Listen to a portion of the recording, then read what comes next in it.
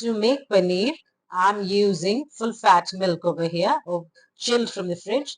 There you're going to use whole milk, and milk should be warmed up very slowly. So I'm going to put it on medium low to warm this milk.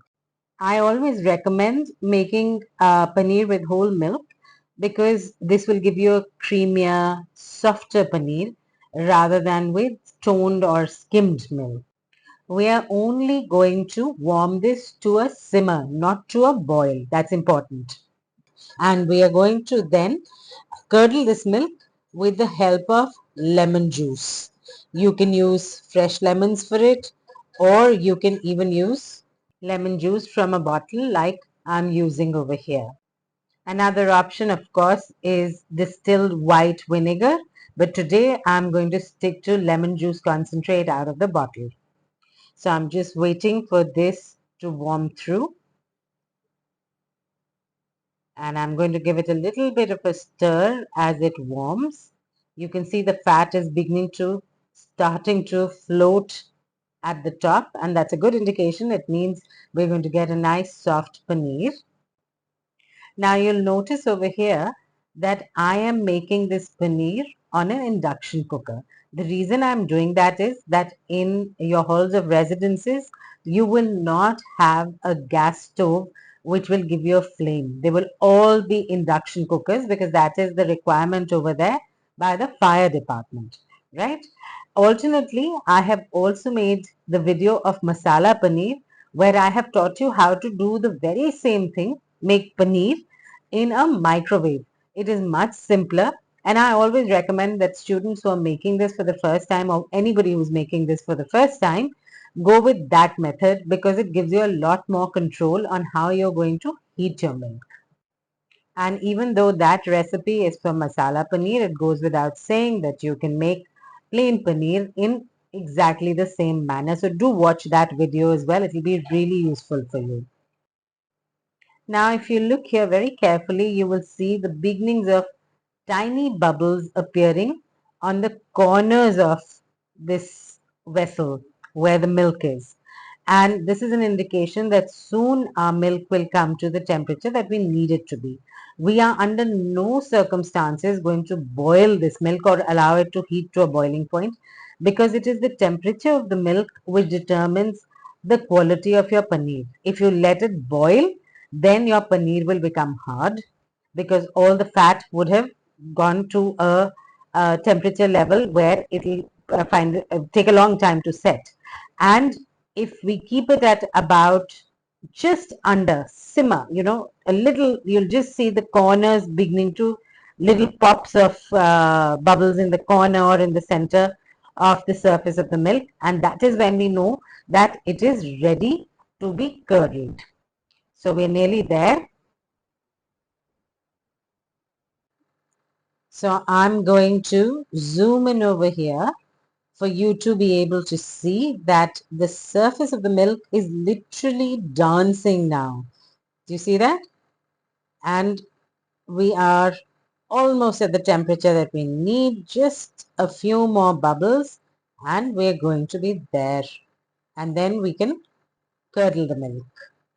The advantage of making paneer in the microwave is that then you don't have to watch the milk so carefully because you're going to do it with a timer, and the timer does the job for you. The microwave maintains the temperature of the milk easily. And you end up with perfect paneer each time. So that is a big bonus. But let's continue with this. And this is now, yeah, absolutely ready for curdling. So I am now going to turn the temperature down a little bit. This has got all the bubbles happening on the side. You see them? So I'm going to now turn the heat down altogether, and I'm going to leave this right here and add in first 1 tablespoon of the lemon juice right here. Once I've put this in, I'm going to put it all round spread it around nicely. And then also I will give it a gentle stir. I want this lemon juice to mix through the entire milk evenly so that the paneer is formed with all of it. And now let's add in just about half a tablespoon more to make sure that we get all the paneer out of the milk and the whey clears up. The water which is left after making paneer is called whey. That clears up totally and there is no milk left in that. This is how we get the best paneer possible. So I'm just going to continue to gently stir. You can see how gently I'm stirring this. No fast movements, otherwise you'll break up all the pieces of paneer that are being formed. Can you see them being formed there? So you have to be a little patient, but this patience will pay off and you will get delicious paneer to eat. In fact, it does most of the job on its own. You only have to help it along a little bit at a time. So continue stirring for about a few more seconds and you will see all the paneer coming together in your pan. And I want to remind you that right now there is no heat under this. I have turned the heat off. And that is another very important point because we don't want the paneer pieces to start cooking before they have separated properly. We will cook this paneer to make it a cohesive piece a little bit later.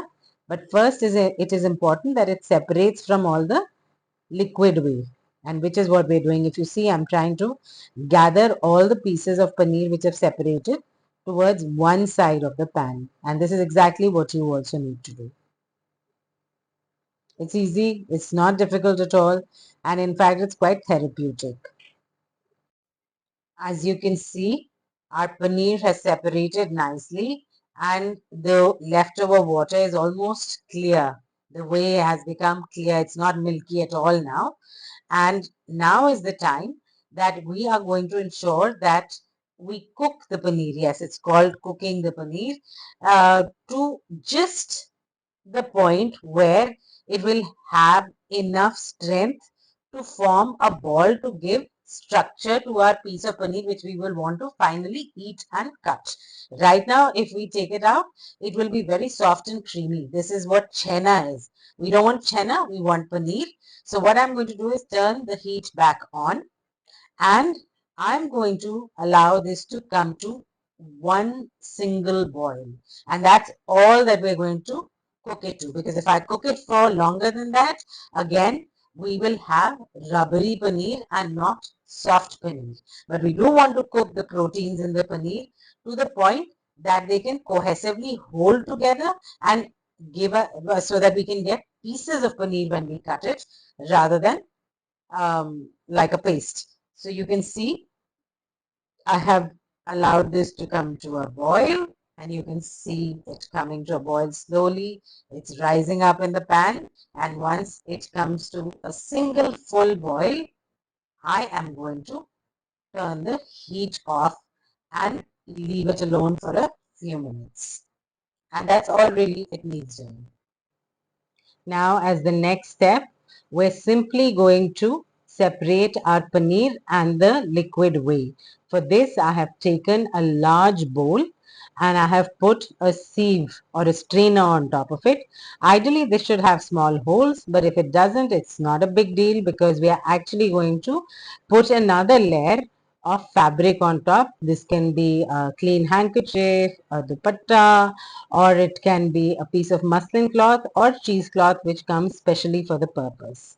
I have poured in all the mixture and you'll see I'm going to help the drain a little bit by pulling the paneer to the center, and then now I'm going to gather all four corners of this cloth and actually pick up the whole thing, which is also going to help in draining the paneer. You can see all that liquid coming through. Can you see it? Yeah. And we have to make sure that there is no liquid. And when I say no liquid, I mean without putting too much pressure on the paneer. So you will see that I'm letting it naturally through gravity go down and just helping it a little bit by giving it gentle pressure on the side. And this is to speed up the process. This is not because it needs it. If you were to just, hang this somewhere in this way, it'll automatically do the job. But it'll take a little while, it'll take an hour or so. But because I want to show you how to do this quickly, I'm helping it along.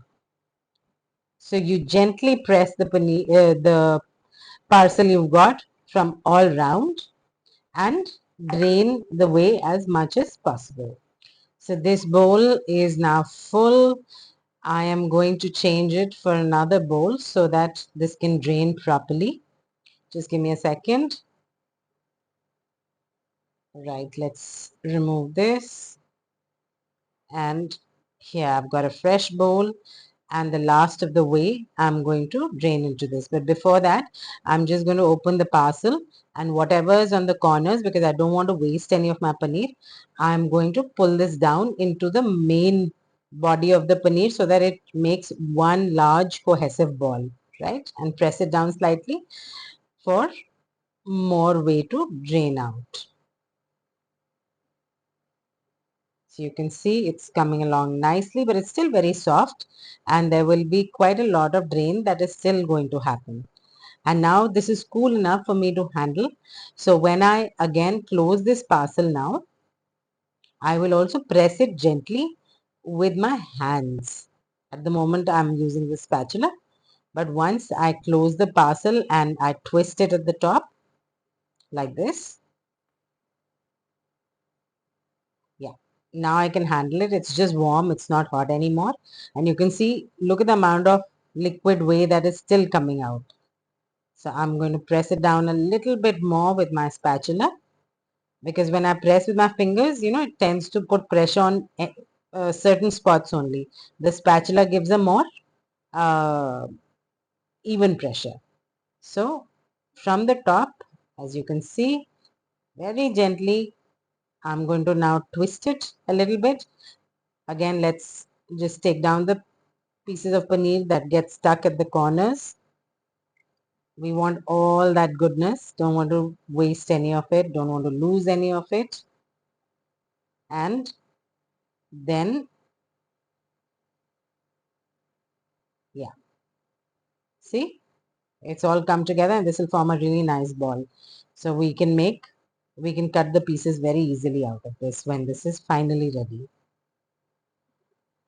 So I'm going to close this up again, twist it at the top a little bit like this. Yeah, tighten it, and the last of the whey can be seen draining out. You see that? But no extra pressure, just that much. And now I'm going to put this in the freezer for 15 minutes. Also, I want to mention that you don't need to use bowls to drain this. I've done it because I'm not near a sink. You can do it directly into a kitchen sink. Our paneer has spent 15 minutes in the freezer and is now totally ready to be used. It's firm, and let me show you. I'm going to open this up. Open it very gently because there are still certain parts of the fabric that get stuck between the paneer, and you don't want to break the nice ball that you have made, right?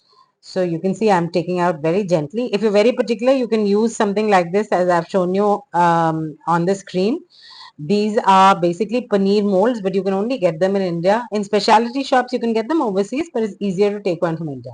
So here we've got about 150 grams of paneer. I did not tell you how much milk we started out with. So I had half a liter of milk when we started out. Look at this. Isn't this brilliant?